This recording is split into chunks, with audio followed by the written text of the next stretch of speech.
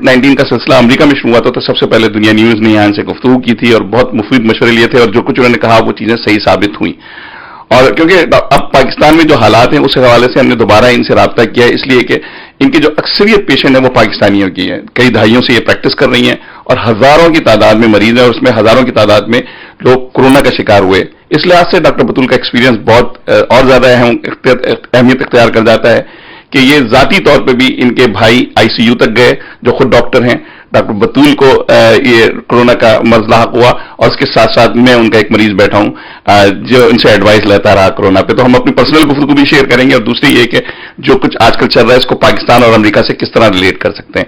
Doctor साहब, हमने जो पिछली मतलब गुफ्तगू की थी उसमें जो आपने बताया था वो ठीक हुआ, वो उसी तरह हुआ। और अब जो पाकिस्तान में सूरत हाल है इस वक्त आप किस तरह देखती हैं और क्या मशवरा देंगे पाकिस्तानियों को कि वहां एक खौफ की भी लहर फैली हुई है और एक साजिशी थ्योरी की भी? लास्ट टाइम मैंने बात की थी, मेरी सिर्फ एक नज़र थी, एक मेरी पहुंच थी, मेरा एक नॉलेज था और एक मेरा तजुर्बा था। लेकिन अब उस तजुर्बे में मेरा जो नॉलेज है उसके साथ अब मैं इस पूरे तजुर्बे को भी शामिल कर रही हूँ और ये बताना चाहती हूँ दोबारा कि न्यूयॉर्क में भी 80 से 85% लोग ठीक हो गए थे। ज़्यादातर लोगों को हल्की या दरमियानी किस्म की बीमारी हुई थी, शदीद बीमारी वाले लोग बहुत कम थे। और पाकिस्तान के जो हमारे अवाम है उनको भी मैं यही मैसेज देना चाहती हूँ कि एक वहां पर दो किस्म की चीजें हैं। एक तो कुछ लोग हैं जो कि कहते हैं कि जो कोरोना कुछ है ही नहीं, तो इस बात ये बहुत गलत बात है। कोरोना एक बीमारी है, बिसाइड इसके कि वो साजिश है, कोई वायरल जंग है, इसको हम हटाकर क़तई नज़र ये एक बीमारी है और ये बीमारी ने न्यूयॉर्क में जिस तरह बहुत सारे लोगों को मुतासिर किया वो पाकिस्तान में भी अब मुतासिर करे। लेकिन इसके साथ ये बात है कि हम अपने आप को स्ट्रांग रखें, अपने आप को मजबूत रखें, अल्लाह पर यकीन रखें और जो एहतियाती तदाबीर हम कर सकते हैं। अच्छा, मैं अभी आपके एक मजमून में देख रहा था कि आपने इसकी 3 अक़साम बताई हैं, वो क्या हैं? हल्की बीमारी के जो अलामात हैं वो ये कि उनको 99.5 से लेके 100 तक का बुखार होगा, थोड़ी बहुत खांसी हो जाएगी और ज्यादा जो है ना उनको जिस्म में कमजोरी, ये एक बहुत बड़ी चीज है कि कमजोरी बहुत ज्यादा होती है, इतनी शदीद होती है कि उठा भी नहीं जाता, खाने को बिल्कुल दिल नहीं चाहता और जो सूंघने की हिस्सा वो बिल्कुल खत्म हो जाती है। ये जो होती है हल्की बीमारी है। जो दरमियानी बीमारी है उसके अंदर फिर 100.2 से लेके 100.5 ऐसे बुखार होगा, ज्यादा जिस्म में दर्द होगा, कमजोरी बहुत होगी, जिस्म बहुत ज्यादा दुखेगा, सर दुखेगा, सूंघने की हिस्सा बिल्कुल खत्म हो जाएगी और इन लोगों को फिर डायरिया भी होता है। लेकिन सांस का जो मामला होता है वो इनका बहुत हल्का होता है, यानी कि लगेगा कि सांस रुक रही है, थोड़ी कमी महसूस हो रही है, लेकिन दमा जैसी अलामात नहीं होती।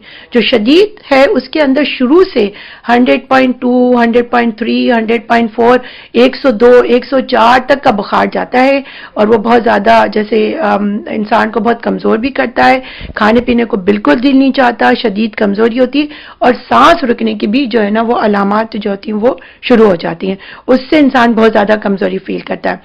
मैंने शुरू की और तीनों के लिए दवाएं जो बताई हैं वो ये बताई हैं इलाज के लिए कि जो पैरासीटामोल या पेनाडोल जो मिलती है, जो यहाँ की टाइलेनॉल है, उसकी जो है ना 1.5 गोली, यानी 500 मिलीग्राम अगर है तो उसकी 1.5 गोली और अगर वो 250 की मिलती है तो तकरीबन 3 गोली जो है वो 6-6 घंटे से खाएं।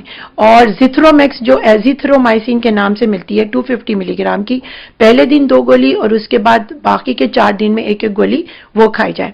अब मैं शदीद की तरफ आती हूँ। ये उसका इलाज है जो कि हल्की और दरमियानी है। शदीद के लिए जो है ना जो सबसे ज्यादा अहम चीज है वो ये कि एक तो ये कि अपने सांस को मेंटेन रखें। सांस को मेंटेन रखने के लिए बैठने और या खड़े होने से या सीधे लेटने से फायदा नहीं होता, उल्टे लेटने से फायदा होता है। तो जो लोगों को भी सांस में अपनी तकलीफ महसूस हो रही है वो उल्टे लेटें। उल्टे लेटने से आपके लंग को स्पेस मिलती है और वो खुल जाते हैं। और इसके साथ वेरी वेरी इंपॉर्टेंट चीज वो ये कि जब अमेरिका में ये अलामात हुई शदीद वाली तो हम डॉक्टर्स को खुद कुछ नहीं पता था कि हम कौन सी दवा दें, क्या करें।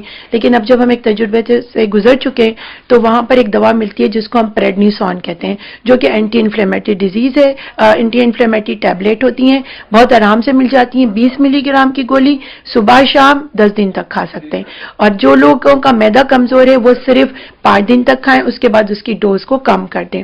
और इसके अलावा एक वहां पर इनहेलर मिलता है जिसको हम यहाँ पर वेंटोलिन कहते हैं, वहां पे एल्बिट्रॉल के नाम से मिलता है, जो दमे के लोग अक्सर मुंह में यूज करते हैं, वो भी यूज किया जा सकता है। اس کے 2 پف جو ہے نا منہ میں 6 گھنٹے سے مارے. تو یہ چیزیں, اور زیتھرومیکس کا کورس جب آپ 1 ہفتے پہلے کر چکے ہیں تو ایک دفعہ اور ریپیٹ کر سکتے ہیں, جو ایزیتھرومائسین میں کہہ رہی ہوں. تو اگر یہ چیزیں کریں گے تو اس سے بہت فائدہ ہوگا. یہ درمیان کے پیشنٹس کی بات کریں, شدید کا بتائیں, وینٹیلیٹر پہ چلے جاتے ہیں تو وہ بڑا مشکل ہو جاتا ہے. جی, تو میں یہی بات بتا رہی ہوں کہ جتنا بھی گھر میں اگر مینٹین کر سکیں اور دیکھیں کہ بہت زیادہ سانس نہیں پھول رہا, بہت زیادہ تکلیف نہیں ہو رہی, بہت زیادہ درمیانی قسم کی سانس پھولنے کی پرابلم ہو رہی ہے, تو یہ دواؤں سے. آپ نے ایک مضمون میں جو لکھا تھا اس میں لکھا تھا کہ آپ نے کہ ٹیسٹ بھی اتنا ضروری نہیں ہے, ٹیسٹ نہ کروائیں جن کو علامات ہے, تو وہ آپ نے کیوں بھیجا؟ اس پہ اعتراض بھی ہوا ہے, اس پہ کسی نے اعتراض بھی اٹھایا لوگوں نے کہ ٹیسٹ کیوں نہ کروائیں. دیکھیے, ٹیسٹ کی میں جو بات اس وقت بھی میں نے آپ سے کہا تھا جب امریکہ میں ہو رہا تھا, صرف میں نے نہیں کہا تھا, پورے گورنمنٹ کی, امریکن گورنمنٹ کی یہ اسٹریٹجی رہی کہ زیادہ ٹیسٹ مت کراؤ, کیونکہ جتنا ٹیسٹ کروا رہے تھے ان سے زیادہ لوگوں کو پھیل رہا تھا. جو ہم ڈاکٹرز تھے اور ارجنٹ کیئرس وغیرہ تھے وہ اس بات کو اوائڈ کر رہے تھے, اور اوائڈ کرنے سے کیا ہو رہا تھا, یہ فائدہ ہو رہا تھا کہ جو سمٹمیٹک ٹریٹمنٹ جو ہے نا وہ زیادہ دی جا رہی تھی, سمٹمز کے لحاظ سے ڈیل کیا جا رہا تھا, کیونکہ ہر آدمی نہ تو ٹیسٹ کروا سکتا تھا, نہ ہاسپٹل پہنچ سکتا تھا, نہ ارجنٹ کیئر پہنچ سکتا تھا. اگر فرض کریں کہ 50 لوگ ارجنٹ کیئر میں یہ لائن لگا کے کھڑے ہو جائیں کہ ہمیں ٹیسٹ کرانا ہے صرف, تو اس سے کیا فائدہ ہونے والا ہے. لیکن ڈاکٹرز اگر سمٹمز کو دیکھ کے علاج کر لیں تو چاہے ٹیسٹ پازیٹیو آئے یا نیگیٹو آئے, وہ بیماری تو ختم ہونی ہے, علاج سے ختم ہونی ہے. اگر, اور جو دوائیں ہیں ان کی وہ بھی ایسی نہیں ہے کہ کوئی بہت ایکسٹرا آرڈنری دوائیں ہیں, وہ جرنل دوائیں ہیں جو کسی دوسرے بیماری کے لوگوں کو بھی دی جاتی ہیں. تو اگر ان کو استعمال کر لیا جائے ٹیسٹ کرے بغیر تو کوئی نقصان نہیں بلکہ فائدہ ہی ہوتا ہے. اس کے کوئی سائیڈ افیکٹس نہیں ان دواؤں کے بہت زیادہ.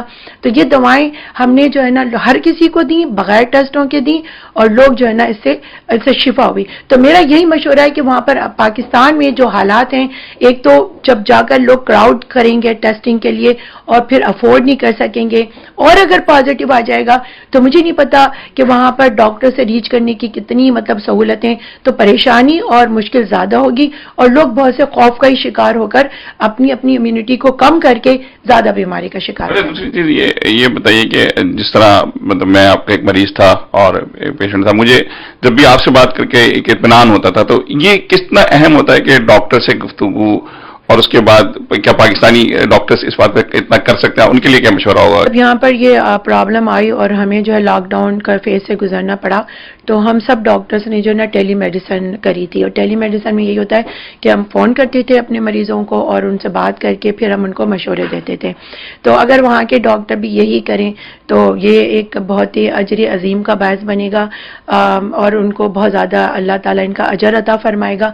اس وقت ریلی تمام ڈاکٹرز کو فرنٹ لائن پہ اسی طرح کھڑے ہونے کی ضرورت ہے جس طرح امریکہ میں ہوا تھا, کہ جو ہاسپٹلس وغیرہ میں تھے, نرسز تھے, ڈاکٹرز تھے, انہوں نے آنا نہیں چھوڑا, انہوں نے جابیں نہیں چھوڑی, وہ کنٹینیوس آتے رہے. اسی طرح جو ڈاکٹرز اپنے خدمت کے جذبے سے سرشار تھے, انہوں نے کلینکس آنا نہیں چھوڑا, اور کلینکس ہم پیشنٹس کو, اگر کوئی پیشنٹ نہیں بھی آ رہا تھا, ہم فونوں پہ کالیں کر کر ان سے بات کر کے ان کو مشورے دے رہے تھے, ان کے سمٹمس سن رہے تھے, ان کی دوائیں ہم جو ہے نا فارمیسی میں لکھا رہے تھے. تو اگر یہی چیزیں وہاں کے ڈاکٹر بھی کریں گے تو مجھے یقین ہے کہ اس وبا سے لڑنے کی جو ایک کمبائن ایفرٹ ہوتی ہے, یعنی کہ مریض اور ڈاکٹر کی جو ملی جلی جو ایک ریلیشن شپ ہوتا ہے, اللہ اس میں ضرور برکت عطا فرمائے گا اور شفا عطا فرمائے گا. پرسنل ایکسپیرینس آپ کس طرح شیئر کریں گے؟ آپ کے سگے بھائی آئی سی یو تک گئے, آپ خود ہزاروں پیشنٹس کو دیکھ چکی ہیں, اور انکلوڈنگ مائی سیلف, اور اس میں پھر آپ خود شکار ہوئی کورونا کا, تو کیا ایک سیٹسفیکشن ہے, کیا میسج ہے؟ میرے بھائی بالکل ارلی فیز میں گئے تھے, جہاں پر جیسے کرونا کا نام سن کے ایسا لگتا تھا بس سب موت کے منہ میں جا رہے ہیں.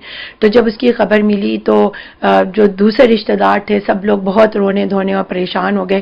لیکن میں نے اپنے بہن بھائیوں کو سب کو یہی سہارا اور یہی مشورہ دیا, اور یہی میں نے ان کو اٹھایا کہ اللہ پہ بھروسہ رکھو, سب سے پہلے اللہ کی ذات ہے, اس کے بعد کوئی چیز اور ہوگی. اور پھر وہ الحمدللہ جب وہ صحیح ہو گئے اس تمام معاملے سے گزر کے, اور پھر میں جب خود بیمار ہوئی, اس کو شدید والی ہوئی تھی علامات اور مجھے درمیانی والی ہوئی تھی, تو مجھے جو میرا ایک یقین تھا اللہ پر وہ اور بہت زیادہ اسٹرانگ ہوا. اور چونکہ میں اس کے تجربے سے گزری تو میں اپنے تجربے کی بنیاد پہ بتا رہی ہوں کہ اتنا پریشان ہونے کی, اتنا گھبرانے کی, اتنا بھاگم دوڑ کرنے کی ضرورت نہیں ہے. ہم نے وہی چیز کی, گھر میں بھی ماسک پہن لیے, گلوز اٹھا لیے, اس نے بھی اپنے گھر میں ماسک پہن لیے, لوگ دور دور ایک دوسرے سے رہنے لگے. اسی نے جو نا ہمیں اللہ نے ان تمام احتیاطی تدابیر کے ساتھ, اور وہ وہ جو دوائیں میں نے ساری بتائی ہیں وہی دوائیں ہم نے استعمال کی. میں نے بھی زیترومیکس کھائی, میں نے بھی اراؤنڈ دا کلاک ٹائلینول کھائی, وہی کچھ میں نے کیا اور اللہ نے ہمیں اٹھا کے کھڑا کر دیا. تو یہ جو ہے نا ایک ذاتی تجربہ بھی ہے جو آپ مجھے دیکھ رہے ہیں کہ آج میں یہاں پر بیٹھی ہوں, اور انشاءاللہ بہت سے لوگ اللہ کے کرم سے ضرور شفا پائیں گے. اور لیکن سوشل ڈسٹینسنگ اس میں بڑی ضروری ہے, بہت ضروری ہے, سوشل ڈسٹینس بہت ضروری ہے. لیکن دیکھیے ہمارے پاس تو یہاں پر امریکہ میں بھی ایسے لوگ رہتے ہیں کہ ایک ایک گھر میں 5 لوگ رہتے ہیں, تو آپ ان کو سوشل ڈسٹینس کہاں تک کر لیں گے. تو ہم نے بس یہی کہا پھر آپ ماسک پہنیں, منہ دوسری طرف کر کے بیٹھیں, جس کرسی پر بیٹھتے ہیں اس پہ کسی اور کو نہ بیٹھنے دیں. گھر میں 4-5 لوگ بیمار ہو چکے ہیں تو اتنا بھی فریک آؤٹ ہونے کی, اتنا پریشان ہونے کی ضرورت نہیں ہے. جب سب کو لگ گیا تو لگ گیا, اللہ بچا لے گا. تو اسی گھر میں رہے تو اتنا پریشان مت ہو. ہاں ماسک پہنیں, گلوز لگائیں, اپنے برتن الگ کر لیں اور جو ہے نا اللہ پہ بھروسہ رکھیں اور اپنی جو امیونٹی کو وائٹامنس کھا کر, وائٹامن ڈی کھا کر, وائٹامن سی کھا کے, زنک آکسائڈ کھا کر ضرور بچائیں. اور ایک بہت امپورٹنٹ چیز میں آپ بتانا چاہ رہی ہوں اس وقت, جس کو آپ لوگ بہت کیئرفلی سنیں. یہ بیماری جو ہے نا زیادہ وائرس کے بعد, اس کے بعد جو کلاٹنگ ہوتی ہے, بلڈ کلاٹنگ ہوتی ہے شریانوں میں, اس سے زیادہ خطرناک ہو جاتی ہے, موت کا باعث بنتی ہے. ہر آدمی کو جس کو درمیانی قسم کے اثرات ہوئے ہیں یا شدید قسم کے اثرات ہوئے ہیں, ایسپرین ملتی ہے 81 ملی گرام, جس کو امریکہ میں بیبی ایسپرین کہتے ہیں, پاکستان میں شاید 100 ملی گرام کے اماؤنٹ میں ملتی ہے. ہر کوئی وہ روز ایک کھانا شروع کرے, ہونے کے بعد بھی 1 مہینے تک ضرور کھائیں. بہت شکریہ. میرے خیال مجھے امید یہ ہے کہ آپ کی ایڈوائسز پوری دنیا میں رہنے والے جو لوگ ہیں ان کے لیے بہت ایک قابل عمل چیز بھی ہوگی اور حوصلے کا سبب بنے گی. بہت شکریہ.